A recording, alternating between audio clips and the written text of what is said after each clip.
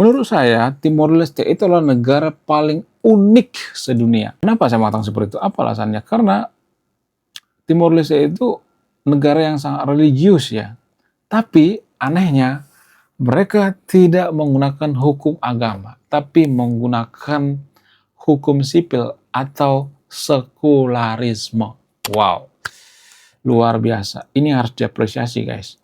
Bayangkan kalau Timor Leste itu pengen menggunakan hukum agama, hukum Kristen, pasti bisa. Tapi mereka tidak melakukan itu. Kenapa? Sementara di belahan dunia lainnya, ada banyak agama tertentu yang ngotot ya, pengen ya, misalnya di Konoha gitu ya, ngotot pengen bikin hukum agama gitu. Tapi kalau kita bandingkan dengan Timor Leste, just truth Timor Leste itu kurang lebih 98% beragama Kristen. Harusnya cocok banget ya jadi negara agama. Tapi mereka nggak mau. Sementara Konoha ya cuma 80%, tapi ngotot menggunakan hukum agama. Kenapa ada perbedaan yang sangat signifikan? Apa alasannya? Ini menurut saya pribadi sangat layak untuk kita kuliti gitu. Kemudian, apakah orang yang sekuler itu, apakah negara sekuler itu tidak bertuhan? Jadi banyak orang berpikir bahwa negara sekularisme yang memisahkan agama dengan negara itu tidak peduli dengan Tuhan, mereka tidak beragama, mereka tidak bermoral, mereka tidak melakukan kehendak Tuhan, mereka kafir dan sebagainya. Bagaimana fakta yang sebenarnya? Langsung saja kita ke pertandingannya. Mari kita gaskan. Ada banyak studi penelitian yang mengatakan bahwa negara sekuler itu biasanya nggak peduli dengan agama. Mereka itu nggak peduli dengan Tuhan. Sehingga apa? Sehingga orang-orang sering mencap negara-negara sekuler itu anti Tuhan gitu ya. Mereka malas ibadah, mereka fokus pada duniawi, mereka tidak bermoral dan sebagainya. Ya, dan itulah alasannya kenapa mereka jadi maju. Banyak orang Konoha yang percaya seperti itu. Negara sekuler itu sebenarnya negara yang tidak bagus gitu ya. Yang bagus itu negara agama. Ada banyak orang Konoha yang berpikir seperti itu. Tapi kalau kita perhatikan ya, pada faktanya ya, menurut data, negara paling jujur, negara paling anti korupsi, negara paling aman di dunia, negara-negara Skandinavia gitu ya, Jepang gitu, China gitu ya. Kita kata-katain China komunis, padahal China itu lebih anti korupsi gitu ya. Kita ya mengatakan negara kita negara Pancasila, padahal kita sangat toleransi terhadap koruptor. Kan aneh gitu ya. Ada semacam keanehan gitu. Kita mencap negara lain itu komunis, padahal mereka lebih jujur gitu ya. Mereka lebih adil gitu ya daripada negara kita. Ini yang jadi pertanyaan besar. Nah, kenapa bisa seperti itu? Apa alasannya? Jadi guys ya, saya ada pandangan lain daripada hasil penelitian. Ya, penelitian mengatakan bahwa setiap negara yang sekuler itu nggak semuanya tapi disclaimer-nya. Maksudnya biasanya negara yang sekuler itu biasanya mereka akan memisahkan agama dengan negara, dan mereka biasanya tidak peduli dengan agama, dan mereka itu hanya mengejar duniawi. Ya biasanya seperti itu ya. Dan mereka jadi negara maju. Ya, biasanya seperti itu ya. Nggak semuanya tapi disclaimer on ya. Tapi tanpa kita sadari, negara-negara sekuler itu seperti Jepang misalnya. Jepang itu kan masih dipengaruhi oleh budaya Bushido. Apa itu budaya Bushido?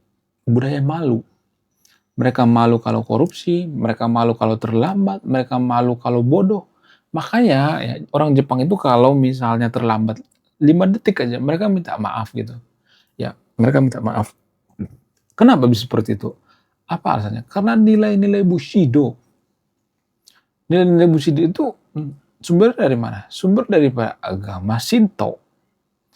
Jadi itu artinya Jepang itu juga bisa dikatakan negara yang bertuhan gitu. Bukan negara yang sekuler gitu, seperti yang kita bayangkan.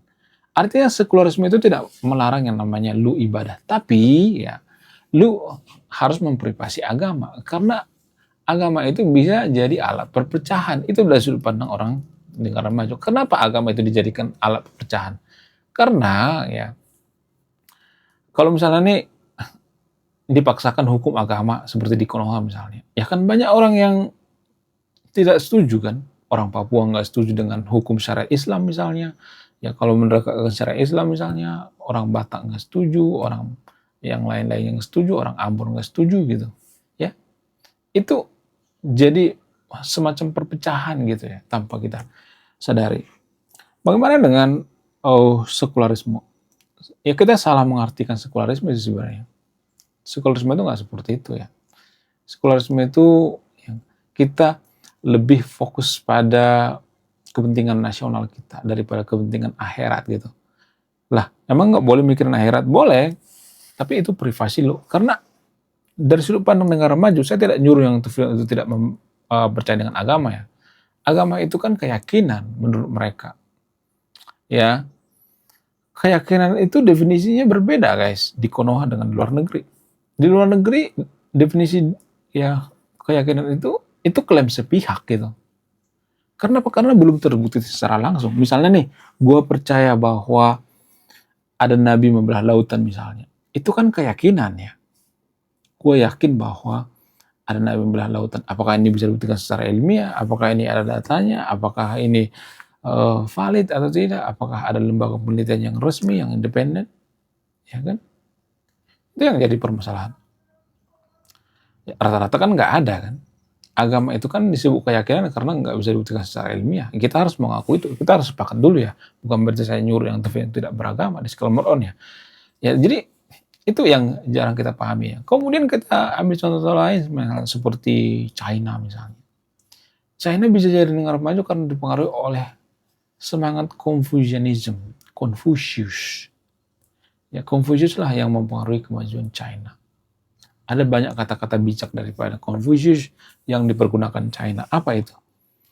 Kalau lu mau membangun suatu negara, itu seperti membangun pohon. Harus terus ya, dirawat. Nggak bisa instan gitu. Ya sementara warga Konoha itu kan pengennya instan-instan. Ya dikit-dikit instan gitu ya. Dikit-dikit pengen yang gratis-gratis gitu ya. Kita susah jadi negara maju ya, tanpa kita menyadari gimana caranya kita jadi negara maju. Sebenarnya bukan kita nggak tahu caranya jadi negara maju, tapi kita nggak mau gitu. Kita tidak mau ya gimana caranya supaya negara maju. Kita nggak mau berpikir sejauh itu. Ya, kita cuma berpikir dari ya begitulah. Fokusnya cuma 5 menit doang gitu warga Konoha. Gimana memikir sejauh itu ya kan. Jadi ada banyak lagi ya di negara-negara Norwegia, Skandinavia dan lain sebagainya. Mereka juga masih ada kok yang percaya dengan arwah-arwah leluhur mereka gitu. Hantu-hantu mereka. Walaupun nggak terlalu takut ya. Ada 1-2 gitu ya. Bagaimana dengan negara-negara Skandinavia, negara Norwegia dan sebagainya? Mereka itu dibangun dari semangat Protestanisme. Apa itu semangat Protestanisme? Filosofi atau filsafat Protestanisme itu artinya bekerja keras, berintegritas, jangan berbohong. Itu semangat daripada Protestanisme. Sehingga apa? Sehingga Eropa maju dipengaruhi oleh agama juga gitu. Ya, walaupun sekarang mereka tidak terlalu religius gitu. Kalau kita perhatikan bendera-bendera Skandinavia, bendera Norwegia itu rata-rata negara yang sangat toleransi ya. Ya itu menurut data guys, saya tidak ini ya. Maksudnya bendera itu ada lambang salib ya, mayoritas Kristen, rata-rata toleransi gitu. Jadi itu artinya tanpa kita sadari agama juga mempengaruhi gitu kemajuan suatu bangsa. Ya, sangat mempengaruhi. Terlepas apakah agamanya penafsirannya buruk atau tidak. Ya kebetulan agama Kristen penafsirannya saya itu bagus gitu, bukan buruk. Kerja keras gitu ya. Ya, itu sangat luar biasa guys. Menurut kalian gimana? Coba tulis di komentar ya. Kemudian selain itu, Timor Leste juga sangat dipengaruhi yang namanya kekristenannya. Sangat luar biasa. Makanya saya mengatakan Timor Leste itu bisa jadi negara maju. Walaupun sumber daya alamnya nggak ada ya. Singapura nggak punya sumber daya alam. Yang penting itu otak ya. Socrates mengatakan, untuk membangun suatu negara itu tidak butuh sumber daya alam, butuh sumber daya manusia, otak. Putar otak gitu ya.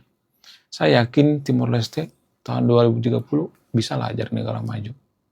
Ya, persiapkan dari sekarang ini menggunakan otak ya, teman-teman yang berada di Timor Leste, mari kita membangun bangsa kita masing-masing dengan cara yang sangat-sangat setia gitu ya, dengan cara yang sangat-sangat luar biasa. Ya, menurut kalian gimana? Coba tulis di komentar ya. Saya tidak akan berpihak di video ini, Anda yang menyimpulkan. Wah, gila, luar biasa. Akhirnya buku kedua dan ketiga gua rilis juga. Buku kedua gua ini judulnya Budi Tanpa Pekerti. Dari judulnya sudah menarik. Dan kisah daripada buku ini sangat-sangat dilematis sekali. Di mana karakter dalam buku ini bercerita, ada dua pilihan yang sangat sulit. Yang pertama, ketika seorang tokoh dalam buku ini tidak bawa-bawa agama saat kampanye, maka dia bisa dipastikan kalah. Tapi ketika bawa-bawa agama dalam kampanye, ketika dia bawa-bawa kalimat insya Allah, maka dia bisa dipastikan menang. Nah, yang jadi pertanyaan, kalau Anda di posisi karakter dalam buku ini, mana yang Anda pilih? Ini temanya sangat cocok dengan tema channel ini, bahas tentang agama. Kemudian tidak hanya ini juga menarik guys ya, Tanah Luka. Dari judulnya juga udah kelihatan ya, ini cerita penuh dengan luka. Dimana kisah dalam buku ini ada seorang kiai yang sangat-sangat dilematis. Dia bingung memilih antara menyelamatkan hutan atau menyelamatkan 1000 anak yatim. Jadi kalau Anda di posisi buku ini, mana yang Anda pilih? Nah, yang menarik dari kedua buku ini adalah menggunakan sudut pandang sastra Nobel. Kapan lagi ya kan baca buku yang setara dengan buku Nobel. Wow, luar biasa. Silahkan di check out sekarang juga. Kalau nggak di check out juga nggak apa-apa. Karena saya nulis buku itu bukan nyari duit sebenarnya. Ya, karena saya pengen berkontribusi terhadap kemajuan bangsa kita. Itu tujuan saya nulis buku ya. Jangan lupa, link pembeliannya ada di pin komentar video ini. Jadi endingnya apa ya? Saya penasaran ini. Saya jadi penasaran ini isinya apa. Beliau juga beli ini. Link pembeliannya ada di pin komentar video ini. Oke guys, sekian video ini. Saya Warga Intelektual, salam rasional.